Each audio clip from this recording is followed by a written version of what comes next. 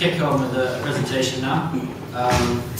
And hopefully this will run you through most of the details you guys want to know about. So, obviously we're all here because we want to trek the Inca Trek.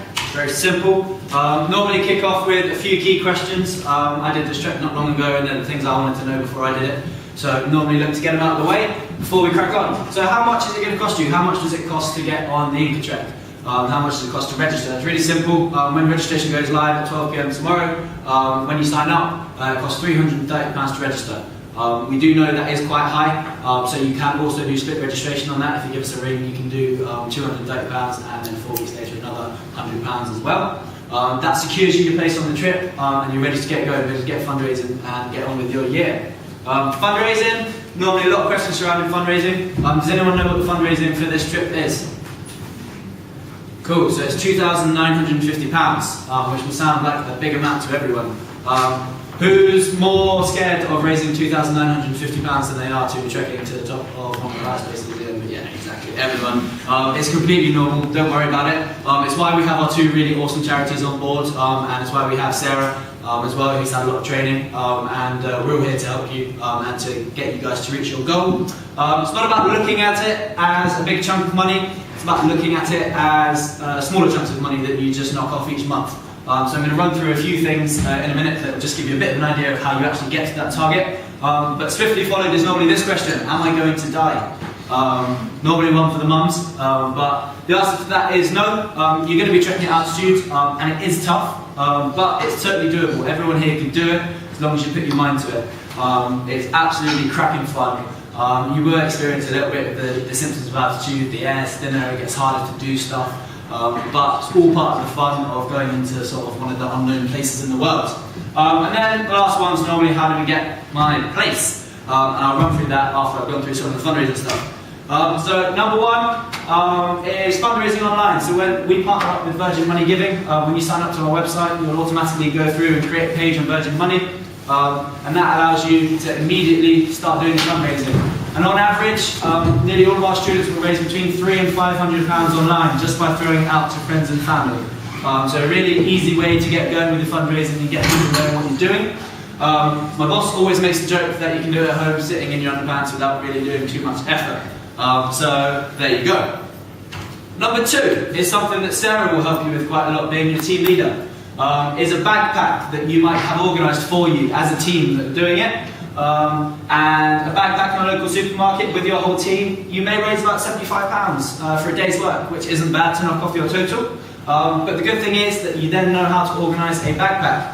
So you take the idea home, possibly over Christmas, and replace all of your teammates with your friends and family, and they will raise £75 for you towards your total. And you could raise up to £750. So it's about using ideas that are a bit smarter and get you towards your total. The final one is doing something like the Spartan race, which is like tough guy, it's an assault course, something that people actually want to do. So one of our Kent kiddie climbers last year, they got 3 mates. Instead of asking them to donate to him and maybe get 10 or 15 quid from each of them, he asked them to run the Spartan race for them. And they raised, 3 of them raised £100 and one of them absolutely smashed it, raised £469, and he nailed off £769 off his total, and 3 of his friends had an absolutely fantastic time doing the Spartan race. So there are really smart ways you can do fundraising and get to your total, but it's something that your charities are there to work with you on, and something that I'm sure we will go through a little bit later as well. So to get your place, you register online at studentadventures.co.uk/Inca. Really nice and simple. I'll run you through the dates for Cardiff in a minute. Registration opens at 12 tomorrow, so from 12 tomorrow you can go on and register. Friends from other universities and or non-students, so if they're possibly like a friend from home or a family member, are absolutely welcome to join you. And limited places, so you're sharing the trip with about 3 other universities. So there'll be about 10 or 15 places available for Cardiff, and then they'll be gone. So if it is something you want to do have a think about it, come and ask us some questions. If it's something you want to take on, then it is a good idea to get in there fairly swiftly. The dates for you guys are the 30th of August to the 15th of September. As I said, the registration is £330, fundraising is £2,950, and the trip itself lasts about 17 days. So it's about pretty much 16 days, and then your flight home will take you over into the 17th day. Come in, guys.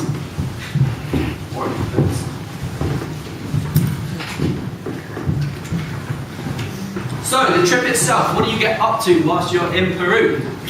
Day one, you'll fly out and you'll land in Cusco, which is a really cool little town. It stands at about 3,300 meters high above sea level. Already you might be able to feel a little bit of altitude, you'll be able to feel the air is thinner. So you'll land, you'll transfer across to the place you're staying that night, and you'll also get a little tour around Cusco by your guides. So you meet your guides at the airport, they'll be really awesome. My guides were called Javier and Carlos, they were brothers. They looked after us massively, they were really good fun. And you'll get a little tour around Cusco. It's a really cool little town, and you'll just get yourself acclimatized and go and explore some really cool stuff. And then day two is when you really start to get yourself out on your trek. So, you head up to a place called Sexy Woman. Does sound a lot like Sexy Woman. And it's about 4 or 5 hours trekking today, and this is really about acclimatizing. So you're going to have your backpack on, and it'll be the first bit of walking you do. So 4 to 5 hours, not too strenuous, and it'll be the first time you really get introduced to sort of the Incans and how absolutely awesome they were. So your guys will start to tell you this is a place called Tambay Mache. It's called the Inca's Bath. It's an old Incan temple, and then on the right you've got the Blanco Cristo, which is a massive white Jesus. So they'll take you around, and whilst you do your trekking, you also get to start to discover some really cool aspects of Incan lifestyle. Day two, you really get out onto the Lares Valley. So you're taking the Lares Valley trek, which is a little different to the Inca Trail itself, because that's quite touristy, whereas actually you're going to go out on the Lares Valley trek, which is a bit different and it's a bit more secluded. You won't really see anyone else apart from the locals whilst you're on it. So this first day is going to be about 5 to 6 hours walking, and you start to walk up through the Lares Valley. That night you'll get into camp. Your porters will have gone slightly ahead and they will have set your whole camp up. So when you walk in, your tent will be up, you just come in, dump your bag, chill out for a little bit, and you'll start having dinner cooked for you.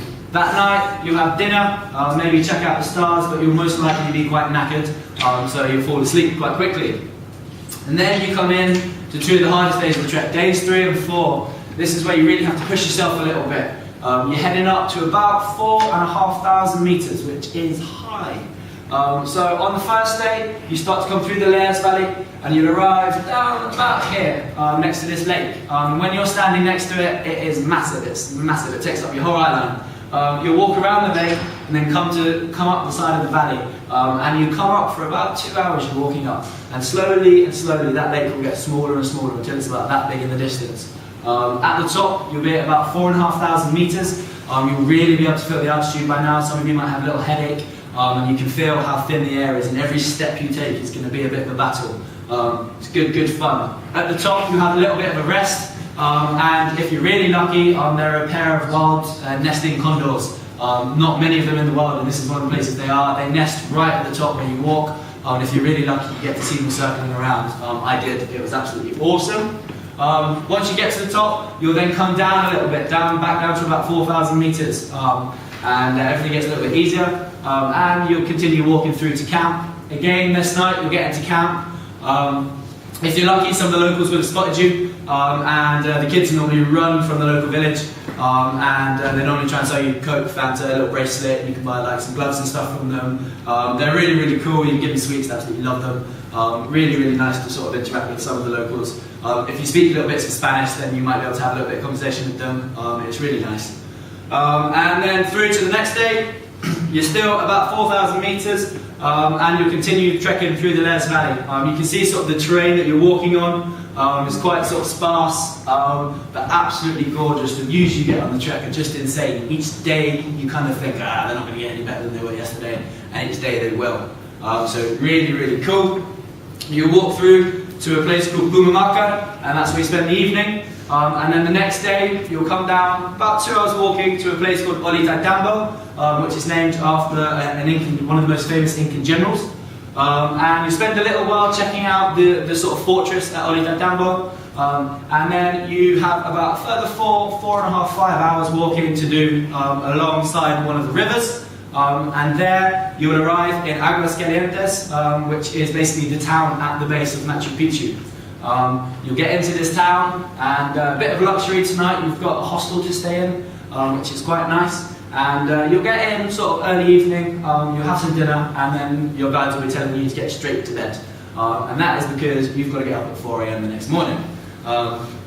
Up at 4 AM, why? Because you want to catch Machu Picchu at sunrise. Generally, one of the most amazing things you can do. So you get up at 4, you'll have some breakfast, you get your backpacks on, and then you will start hiking up. And the aim is to get there for sort of 6:30, 7 o'clock for sunrise. It is generally one of the most incredible things you can ever do. The day that they went in the video, it was quite misty and moody. When I did it, it was absolutely blazing sunshine. And there really isn't any substitute for that view. I've climbed Kilimanjaro, I've also trekked the Great Wall of China, and there was absolutely nothing like the moment where you have to walk over a little hill and then Machu Picchu sort of appears in front of you. And there's absolutely nothing like that moment. So you arrive, hopefully for there or thereabouts sunrise, and you get to spend the absolute full day in Machu Picchu. Your guides will take you around, they'll tell you about the history, a lot of the theories about why it was made, and they'll tell you how it was made, what the different parts were used for. You'll clap a lot because it echoes everywhere. It's true. There are also other bits and pieces you can do. We were there till 5 o'clock when I was there. You just sit for an hour and look at it. It's really good fun. You can walk round to the left back here and head out to a bridge that the Incans built, and then also round to the right and head up to the Sun Temple, which is another little temple they've built up on the hill. So there's a lot to explore, and you'll absolutely love it. It's really good fun, and there's a lot to learn as well. They're an incredibly smart They were incredibly smart, and some of the stuff they built was just insane. The peak in the distance is called Huayna Picchu. Only about 300 people get let up it each day. So if you're lucky, you might get up there, but a lot of the time you just get too busy down at the bottom, sort of exploring stuff to do it. That in itself is Machu Picchu. You'll come off Machu Picchu that evening, and then you'll be transported back to Cusco, and then you spend the night in Cusco, and the next day you have a couple of options. You can either undertake some independent travel. So you can sling in a backpack, and you've got about 7 days to literally just do what you want. Just get out into Peru, have some fun. If you've done some travelling before, it might be something you're quite happy to do. If you're not so comfortable, then we organise some extension trips that you guys can get involved with. So there are 3 really awesome extension trips, and they're basically the experiences we've come up with, things you kind of really want to do if you go out to South America, and things that we look after pretty much from start to finish. So through from the day you leave all the way to your flight going home. So the first one is whitewater rafting. A day's whitewater rafting, absolutely cracking fun. You get kitted up in the morning, taken out to the river, kitted up. You do about an hour's safety introduction, and then you'll get out on the lake. And it's just an absolute blast. You do 1 to 5 class rapids, which pretty much is the full range of rapids you can do. The guys look after you, they're really awesome. You will probably fall in at some stage, but they'll make sure you're absolutely alright. And it's just a really wonderful day, and a good way to see another part of Peru, really, because you get to travel downriver quite far. So that's a really good day. You'll have lunch, you'll do a bit more rafting, and then you'll come back to Cusco that evening. Second trip you can do is the Amazon Jungle Experience. So this is really, really cool. It was brand new for last year, something we brought on, something we've been working on for a while, and it's just immense. So you'll fly out to an absolutely tiny little airport where you'll land, then you get transported over to the Amazon River, and immediately you'll get in a boat and travel about 5-10 minutes upriver. And in that time you will probably see more animals than you've seen in your life so far. You can see monkeys, you can see hippos, you can see all kinds of stuff in the river. You'll get those pointed out to you, and then you'll hit land, and you'll do about an hour, 2 hours trekking right into the Amazon. And again, you'll start to see a lot of animals. Your guides will stop and point various things out to you. Generally, just do some really cool trekking, think like machetes in the Amazon. And then you get back onto the river in dugout canoes. So they're sort of old trees which have been dug out, and you get to do some of your own canoe paddling as groups on the river. And then the next day you also get to do a jungle safari. So they'll take you through properly to see different types of animals. And you also then in the second half of the day do a water safari. So you'll be taken all around the Amazon and taken by a boat to see loads of different types of animals, which is really, really cool. So really all about just getting you into the Amazon. You feel like you're lost. You stay in actually a really, really nice safari lodge overnight in the Amazon. So it's a little touch of luxury at the end of your trip, which is quite nice. and generally a really, really cool experience and a nice way to round off the trip. And then the other option you have on from the Amazon is to do the Nazca lines and go to Huacachina. They're sort of twinned up. So the Nazca lines are these formations or patterns which appeared in the desert in about the 50s. No one really knows what they are. You've got like a spider, a hummingbird, various different things. They're out in the Nazca Desert, which is completely different to any part of Peru you would have trekked in whilst you were doing the Inca Trail. Properly absolute desert. And you head out. You can arrange to do a flight over them, or you can keep your feet on the ground and just use viewing platforms. That is actually my boss doing his first ever selfie whilst in the plane. Yeah, that is absolutely true. It's an absolutely tiny little plane, literally 5 seats. And you'll go up and you'll be taking over all of them. So really, really cool day and something that you're not going to see anywhere else in the world. And then the next day you head across to a place called Huacachina, which really simply is a desert oasis. Everywhere is sand dunes, literally sand dunes, sand dunes, sand dunes. And then you'll drive over a hill and this little oasis will appear in front of you. So there's a little lake, there's green bushes, everything, and it's basically a little sort of party oasis. So there are some bars, clubs, you've got swimming pools, and you get to go out in dune buggies, and an absolute madman will throw you about in a dune buggy. You get to do sandboarding, so you get to go and ski on the dunes, which is really, really cool. And generally, just be Gibraltarish for a couple of days, have some fun, and just really enjoy yourself. Once you've done that, that would be the end of the trip for you. So, any questions on the trek itself? Sweet. Oh, yes, well. Do you need any injections? I will come onto that. Yeah. I will go through what's not included when you sign up, so some of the things that are going to be extra for you guys that you'll need to look after throughout the year. So number one is your kit list. So you're going to need various things to do your trekking. Most importantly is going to be your boots. They're absolutely number one. You want a good pair of boots so you can look after your feet. Other things on the kit list will be like a head torch, you might want walking poles, you'll need your bags. A few of the items you probably will need to buy, so like the boots, if you don't own a pair, you'll probably need to buy them. The bags you might need to buy. A lot of the stuff you can borrow or you'll already own. So in terms of layers and stuff like that, you can just use t-shirts, jumpers. You probably want a good rain jacket. So there are various things you'll need. A lot of the stuff you'll already have, some of the stuff you'll be able to borrow. You can download the kit list from our website and check it out. Travel insurance, obviously really important for you guys. If anything happens, it means that you don't rack up a crazy medical expensive bill. Visas for travel, you don't need them if you're from the UK. You literally just rock up and sign out the form and you're absolutely good to go. Vaccinations and health preparations. So we recommend that you visit your GP pretty much sometime between now and trekking. Have a chat with them, tell them you're going to Peru, and they will let you know what injections you need. If you've been travelling before, then you would have had a lot of them. If you haven't, you might need a couple. Pretty much all of them are free. Rabies you might need to pay for if you have it, but that's optional. Up to you to have a conversation with your GP about. Tips for your guides and porters. These guys will become like your absolute family whilst you're out there. From the day they pick you up to the day that they see you off at the end of the trek, they're an absolute blast. They're really good fun, they're really, really, really smart, and they know what they're talking about in terms of the Andes and generally the area. And they look after you. If you're struggling, they will look after you massively.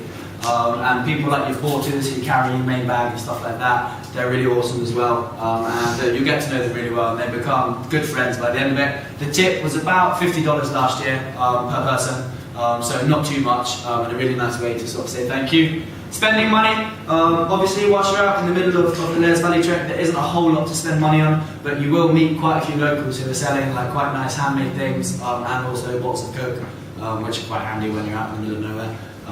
Can't get away from it. Your lunch and evening meals in Cusco, so the day that you arrive and the day after the trek, your lunch and evening meals. It's a really nice little town, you can get loads of really cool food. For the adventurous among you, I recommend trying guinea pig, which is the local delicacy.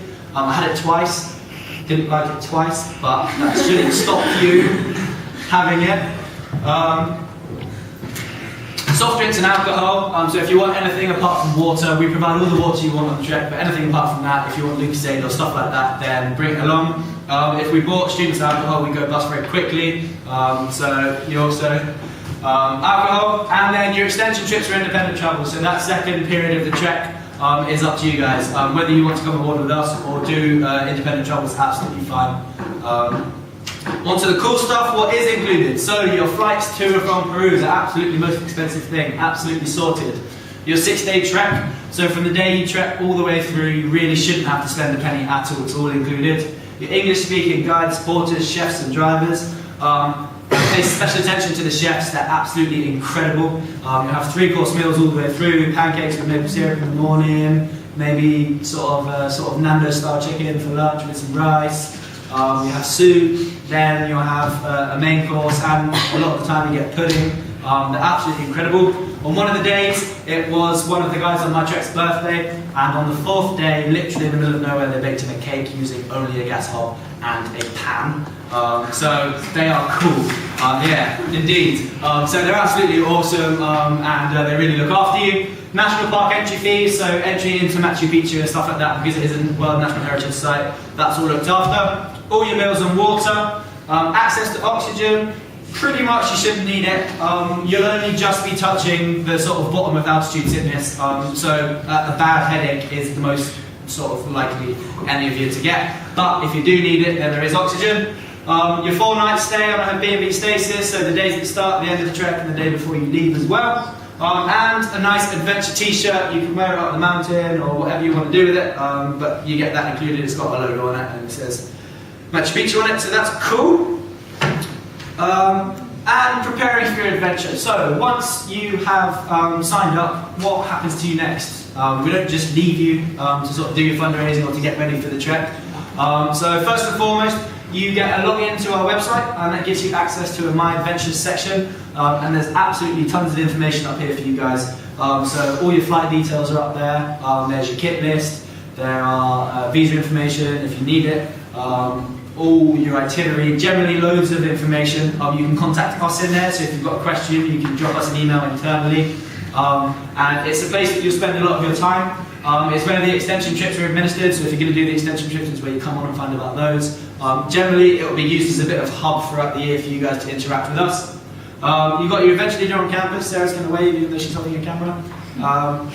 She is here to look after you. She's doing the trek with you. She's fundraising, going through the journey. And so we figure that it's really nice to have someone on campus that you guys can sort of talk to. Obviously, we're always here if you want to speak to us, but it's much easier if you can just ask Sarah a question. A lot of the time she'll know the answer. If she doesn't, then she can get straight in touch with us, or you can as well. You have a welcome meeting, so in about 7 to 10-ish days time, breast cancer and epilepsy will come back in, and they'll run an 1 to 2 hour welcome meeting session with you guys. And that's where the whole team will come together, everyone that's trekking from Cardiff, and you really answer the question, how am I going to do my fundraising for the year? You know, how am I going to get to my 2,950? And so you'll break it down month by month, and you'll work out exactly what you want to do that month, how much it's going to raise you, and what you need to do to enable that, whether it be a sweepstakes or a band ride, whatever you're going to do. And you'll get a lot of input from the charities there, and they'll help you out using their experience. You get 15% discount on equipment from Cotswolds Outdoors, which is an outdoor shop, so you can log on to My Adventures and get that. And generally, we will then start sending you out information, so we'll have like a month where we look at your kit list, a month where we look at your injections and stuff, so we'll be there generally just giving you access to information that you should take a look at to get you ready for the trek. Now, I'm going to talk a little bit about the charities. This is normally where epilepsy would come up and have a chat with you, but unfortunately they are stuck in Herefordshire somewhere. So I'm going to have a little chat to you about epilepsy. Obviously they're one of the charities that are partnered on the event. I imagine pretty much everyone here would have heard of epilepsy. Some of you might even have experience with it. It's extremely common in the UK. Just under 90 people, 87 people each year are diagnosed, each day are diagnosed with epilepsy, and there are currently about 600,000 people with epilepsy in the UK. So it's an issue that affects a lot of people. And epilepsy are there to try and help them out and make a difference. When you first get diagnosed with epilepsy, it can be quite confusing because it can affect you in a whole host of different ways. It affects different people in different ways. And so just trying to come to terms with how epilepsy affects you and how your life is going to change with it it's quite a hard thing. So epilepsy put a lot of work, a lot of time, a lot of money into doing some really world-class research. They've got a really cool site down in Hertfordshire where they do their research. And they do two things really. They support people with epilepsy, whether it be through a telephone line or generally through working with them and helping them. But they also do really, really world-class research into actually looking at the different types of epilepsy and the ways in which they can help people, whether that be medically or in other ways. So they put a lot of time into helping people and making sure that A, we might be able to look at curing people in the future, and B, if they do get epilepsy, then actually they can get some really, really good support and sort of get help. Up in the top right, you can see the epilepsy team. There are 3 of them that help you out. We've got Tom on the right, Katrina in the middle, and Helen on the left. So there's 3 of them. They're the fundraising team. If you sign up, you'll probably be in contact with all of them at some point. They're really, really cool. Tom himself was on the Inca Trek in that video, along with Katrina, so they know what they're doing, they've been on the trek, and they'll be there to support you. So you get a fundraising pack out to you guys when you sign up, which will have a bucket, t-shirt, lots of ideas, and they'll be there on the phone to support you as well. So they're really cool. If you want to get some contact details for epilepsy, to speak to them directly, then come find me at the end. And if not, then my questions. So, hi, my name's Ellie. I work for the Breast Cancer Campaign. I'm just going to tell you a little bit about us. We're a medical research charity doing research into breast cancer. And so first of all, why is breast cancer so important as opposed to other cancers? Well, it's the most common cancer in the UK in women. About 1 in 8 women will be affected in their lifetimes. So that's 1 in 8 mothers, sisters, girlfriends. And it does also affect men. Not a lot of people know that. And the survival rates are getting better. They're much better than they used to be about 20 years ago. About 12,000 women still die from breast cancer every year. So at Breast Cancer Campaign, our focus is on finding the cures. We're looking at preventions, we're looking at treatments, and we fund the best research in the UK, the most successful research, and it's happening on university campuses like Cardiff around the UK. Our mission really is to make it outlivable by 2030. They've just set this up recently. That is our aim. It's a big aim. And when I say outlivable, that means that breast cancer might still exist around that time, but the treatments will be so good that women won't be dying of it. So first of all, I'm going to tell you a little bit about Charlotte to explain what difference research has made to people's lives. Charlotte has a 40 gene, which means she has a predisposition to get breast cancer. It means when she discovered that she had the 40 gene, she had about an 86% chance of getting breast cancer in her lifetime.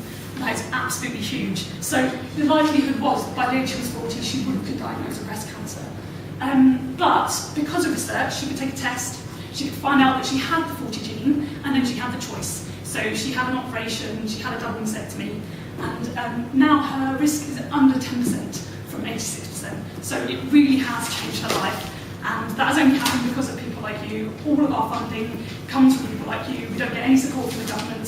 So we really need you to make that dream a reality of making it outlivable by 2030. Now, fundraising, which I know you're probably more scared of than doing the actual climb. I would tell you a little bit about Ricardo, one of our fundraisers. He started when he was a student and he managed to raise thousands of pounds. And the way he did it is by cutting it down into chunks. As Tom's already said, it really is achievable. He organised a charity football match, he did a half marathon, he did raffles, he did a sweepstake, he did bake sales, and he really raised loads for us. And also, you can pinch lots of our ideas, you don't have to be creative. Also, if you want to come up with creative ideas, that's great as well. I spoke to someone on the phone today who raised over £3,000 by just dyeing their beard pink. I'm not quite sure how he achieved this. What that says about him, but you know, you really can do some creative ideas. So yeah, we have amazing fundraising support. We've got 3 members on our team, as well as my team, who are there to help you. Regular support over the phone and email, social media. We also have some pre-booked fundraising ideas. We've already got a bag pack organised, and there will be a 2-hour fundraising workshop, as Tom said, in about 7 or 8 days' time. So yeah, thanks for listening. If you have any questions, you can ask me afterwards, and hopefully see you up on the mountain. Sweet, that is pretty much the end of the presentation, guys. But if you've got any questions about anything really, whether it be fundraising related or the trek related, then throw your hand up. Yes. On general, how quickly do the registrations fill up? It very much depends room by room. As I said, there are about 10 to 15 spots going, we think, on the trek because you're sharing it with a couple of other unis. I mean, when it goes fast, we can do a trek of 40 in like 2 hours. So it really depends. As I say, if it's something you know you'd like to do, then I would think about, you've got till 12 tomorrow, have a think about it, ask us questions and stuff, but get on with it. Sometimes it can take 3 or 4 days for the places to go out, so it really depends on the people in the room. It's hard to say. But with about 15 spots in a room with this many people, I would imagine they'd go probably within a couple of days. Yep. How much do the extension trips cost? Yeah, they vary quite a lot year on year, depending on how many people we're taking on the trek, because it allows us to get obviously a larger group discount. For the whitewater rafting, you'd be looking at, I think it was £100 for the day, everything included. It might even be as low as 75.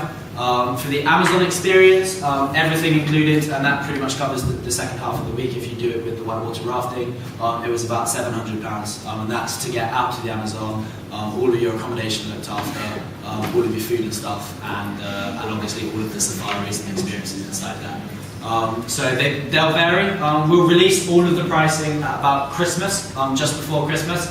So you have a long time to obviously plan in your finances. You can pay in installments, so you can pay sort of a deposit, and then you can do a sort of 3 or 4 installment payments. Obviously, we know you guys are students, and we know we're all students that used to work in the company, so we know you're not going to be able to lay it down straight away. And we also release it just before Christmas, so you can ask for it as a cheeky Christmas present, maybe. But yeah, you'll get all of that out before Christmas to give you a lot of time. Anything else, guys? And another one, yeah. Again, with the registration, does that have to be paid up front as well? It does, yeah. So when you register, you have to pay the 330 or the 230 and 100. That's just because basically that immediately goes out and secures your flights with the flight company. So that is done at the point of registration. Anything else? Cool. One thing to say, if you are signing up tomorrow and looking to do the split registration, you have to do that over the phone, so give us a ring. You can create a profile on our website, but when you want to actually book, give us a ring. We're going to stick around for a little while now. If you want to come and speak to us about anything, charity or trek-wise, just come and say hi. And there's been a clipboard going around. If you haven't